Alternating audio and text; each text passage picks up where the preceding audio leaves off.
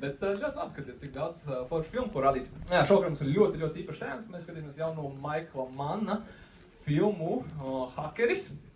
Ko es gribu pateikt? To pirmkārt mums ir ļoti liels draugs Microsoft, no kura būs gan prezentētājs, gan arī balvas, ar ko es nevērošu šeit pārāk ilgi priekšā, kas man arī paši ļoti priecē. Un otrs, ko es varbūt gribu tikai īsumā jums pateikt par pašu filmu, ļoti interesanti, ka tieši Maikls Manns, kuram ir virs 60, un es viņu nevarētu uztvērt kā, teiksim, kaut kādu tādu progresīvāko vai tehnoloģiski attīstītāko režisoru pasaulē, ir uzņēmis pirmo filmu, kurā hakeri, nevis hakeri, bet tieši kiberterorisms tiek apskatīts droši vien tā, kā 2015. gadā šī lieta būtu jāapskata. Ja mēs atceramies varbūt filmas par hakeriem, kā piemēram Hackers ar Johnny Lee Miller vai Angelina Jolie, tur Pirates of the Silicon Valley, to pašu Swordfish, tas visas ir nedaudz citu žanru filmas, kas ir nomaskētas kā filmas par hakeriem. Viņi tur ir romantizēti, tur ir, piemēram, Johnny Mnemonica ar Keanu Reeves, tā ir pilnīgi tāda fantastika, gan izdeja kā kosmiskā, un tur tas pats Swordfish ir tāds grāvējs, kas ir ķipa par hakeriem.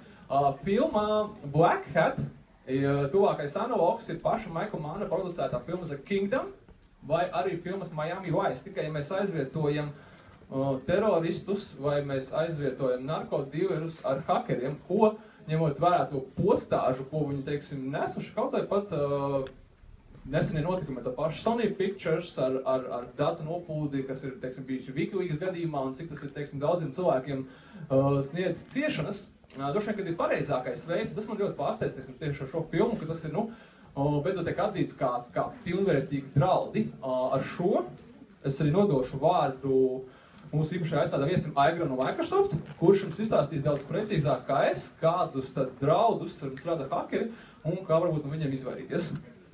Labi, sveiks, paldies. Sveicināti, es esmu Aigars Mačīšs, es Microsoft strādāju par tehnoloģiju evaņģēlistu. Man iepriekšējā dzīve ir vairāk vai mazāk saistīta ar izstrādi un programmēšanas lietām. Respektīvi, es mazāk laiku pavadījis tā kā sistēma administrators, kas ir tā kā galvenais cilvēks, kurš cīnās pret visādiem kiberterorismu draudiem un tam līdzīgām lietām. Bet man kolēģis, man aizdeva kolēģis slaidus mazliet, kur ir no Microsoft tāda kā digitālā nozieguma vienības, kura ir proaktīvi cīnās pret botnetiem. Un, teiksim, viņai ir vienošanās ar daudzām, teiksim, valdībām par to, ka Microsoft pāris reizi ceturksnī noskanē, teiksim, visā, teiksim, Eiropā valstīs, teiksim, IP adreses un cik daudz, teiksim, dažādi vīrusi darbojas šajos datoros, kas ir tur. Un, jā, mums tur ir, mēs parādīsim arī beigās kādus datus par to visu. Un šajā kartē, ko jūs redzat, mums viņi ir pieejami teorētiski arī tādā kā interaktīvā digitālā versijā. Šeit jūs varat redzēt, teiksim, uz IP adresēm dažādās vietās Eiropā, cik daudz ir, teiksim, datori, kas ir inficēti ar dažādiem botnetiem un daļa no šiem botnetiem.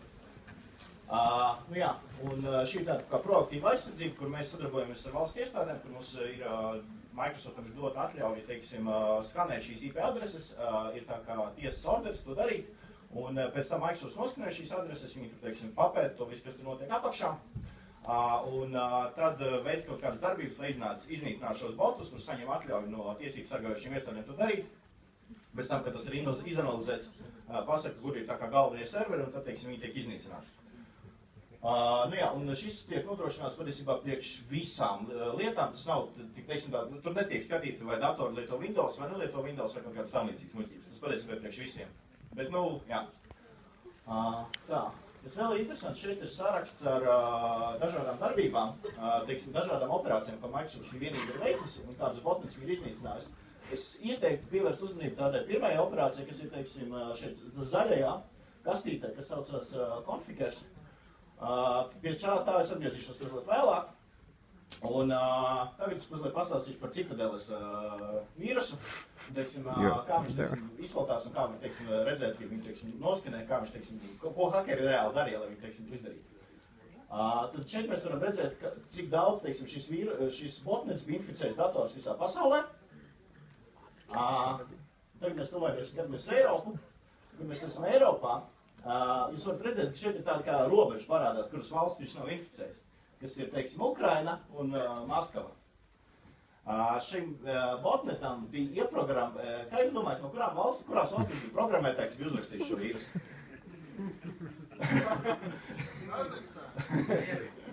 Viņi bija no Maskavas, tas ir nevis no Maskavas, bet no Krievijas un Ukrainas, un kā viņi to pārbaudīja, viņi vienkārši skatījās, vai datorus, kuriem viņi instalē to vīrusu, ir tā kā reģionālajos uzstādījumus uzlikti uz šiem valstīm. Un ja viņi bija uz šīm valstīm, tad viņi teica, ka mēs tur neko negribam instalēties, mēs tur negribam būt. Kāpēc viņi to darīja? Kā jūs domājat, kāpēc? Tāpēc, ka, ja policija sāk interesēties par šiem vīrusiem attiecīgajās valstīs, viņi droši vien viņus diezgan ātri atrastu un noslēgt. Un tad viņi savā mājas zemēs, viņi, teiksim, netaisīja nekādas sliktas lietas, teiksim, tā. Un pievērsās citām valstīm. Un, teiksim, mēs redzam arī, ka Latvijā, teiksim, šeit bija pārāk daudz, jo varbūt Latvijā ir cilvēki, kur, teiksim, reģionāli, ka viņi, teiksim, dzīvo Krievijā vai kaut kur citur. Es šaubos, vai viņi dzīvo Ukrainā. Bet, jā, Maskavā visticamāk vienkārši ļoti daudz, teiksim, biznesu, kas, teiksim, arī izliedz, ka nav no Krievijas. Tā, nu jā, tas ir par šo vīrusu. Nu jā, tad šeit var redzēt, teiksim, kāda ir, teiksim, šie vīrusi, kas, teiksim, aktuālākie arī šajā reģionā. Un šeit ir dati no Baltijas, kas tika ierakstīti. Mēs reiz ceturksnī veicam šo ierakstu. Viņi ir tik veci, tāpēc, ka mēs vēl šogad neesam veikuši, teiksim, skanēšanu Baltijā. Viņi būs visticamāk veikti februārī. Un šeit, teiksim, jūs varat redzēt, kādi, teiksim, ir tie botneti, kuri, teiksim, darbojas aktīvi Baltijā. Jūs arī varat redzēt, teiksim, kuras ir, teiksim, aktīvākās pilsētas, kur tas viss notiek, kas Igaunijā ir bišķi mazāk.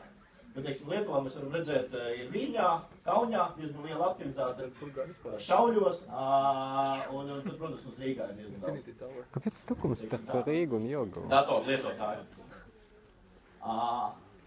Tā. Un tagad atgriežoties mazliet pie grafikiem, atcerieties, es sākumā teicu par to zaļo kastīti, kur bija tas konfiker vīrus, botnets. Kurš bija, kāds varbūt ievēroja, kurā gadā viņš tika, teiksim, šis botnets tika iznīcināts no Microsoft puses? Kurā gadā? 2010. Tā, es paskatīšos to slaidus, lai nesamaloju. Jā, 10. Tad ir pagājuši jau, var teikt, 4 vai 5 gadi. Un, ja jūs redzat šeit, teiksim, leģendu, tad jūs varat redzēt, ka ir joprojām ļoti daudz, teiksim, datoru, kur patiesībā vēl saslimuši ar šo vīrusu. Kā jūs domājat, kāpēc?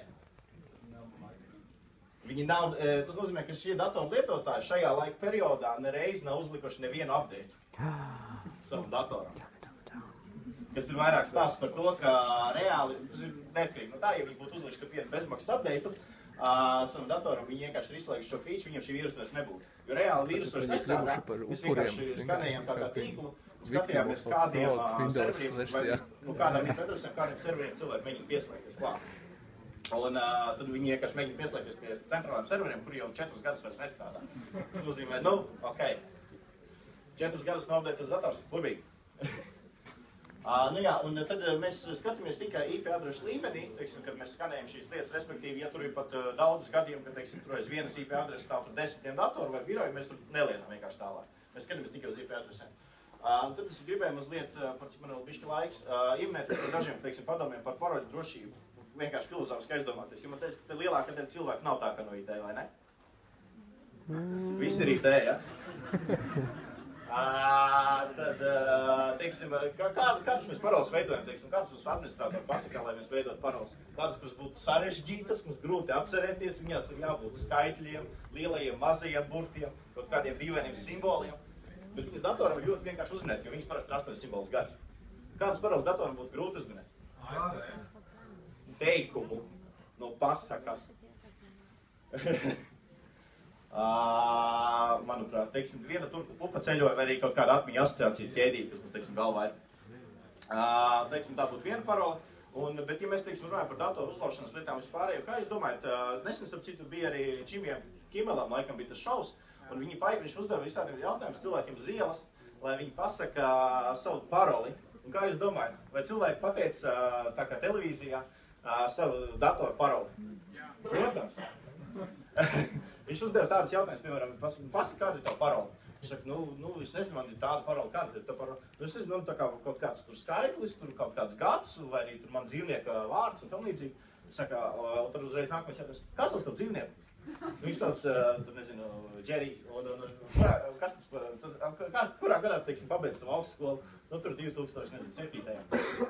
Un tā arī parole ir rokās. Un līdz ar to, teiksim, no tā mēs varam secināt, ka patiesībā parolēs vājākais posms vai visā drošībā patiesībā ir teiksim, mēs paši, un sociāla inženierija ir tā kā vislabākais līdzeklis, kā var uzzināt. Daudz paros. Un ļoti daudz cilvēku arī, īpaši viņi ir gan aktīvi, teiksim, man ir bijis pat kolēģis viens, kuram nospēra viņa identitāti, teiksim, Amazonā un visur citur, dēļ tā, ka viņiem ļoti daudz, kas informācija par viņu bija pieejama internetā. Viņa e-pasta adreses, viņa telefona numuri, un, teiksim, pēc tam zvanījās dažādiem klientu atbalsta dienestiem, izlikās par viņu un palūdz, lai kaut ko nosauc, un tad, teiksim, to visu var sakasīt kopā šo informāciju. Un par cik klientu servisos parasti arī strādā cilvēki, kuri ir iejūtīgi un mēģina atrasināt problēmu, palīdzēt, tad viņi, teiksim, var pateikt kādu informāciju, tad rezultātā viņi var pārņemt jūsu kontus. Tā ka vienkārši jābūt ļoti uzmanīgiem, teiksim, ar to informāciju, ko mēs izpaužam internetā. Tā. Nu jā, tad šeit arī mēs varam tā. Tas ir... Nu jā, tas ir par tiem vīrusiem. Un jā, tad šī skanēšana mums parasti notiek 5 dienas, un šie, teiksim, ir dati par Rīgu. Nu jā, tad mēs te vēl vislabāk varam redzēt, ka patiesībā tas konfig ir vīrusiņš, bet botnets ir tā kā vispopulārākais šajā reģionā. Un tas nozīmē, ka mums ļoti daudz cilvēku reāli nenodarbojas ar datoru updatēšanu un izslēguši automātiskus updates Windows. Tas, protams, skaitinoši lieta, jo viņi reizi mēnesī, otrdienās, prasa datoru restartēt un tam līdzīgas lietas. Bet, nu, varbūt tomēr to varētu arī padarīt kādreiz. Tā. Nu jā, man liekas, ka man šis bija pēdējais slaids, tā ka es varu dot atpakaļ mikrofonu. Es teiktu, ka jums bija interesanti. Paldies! Ļoti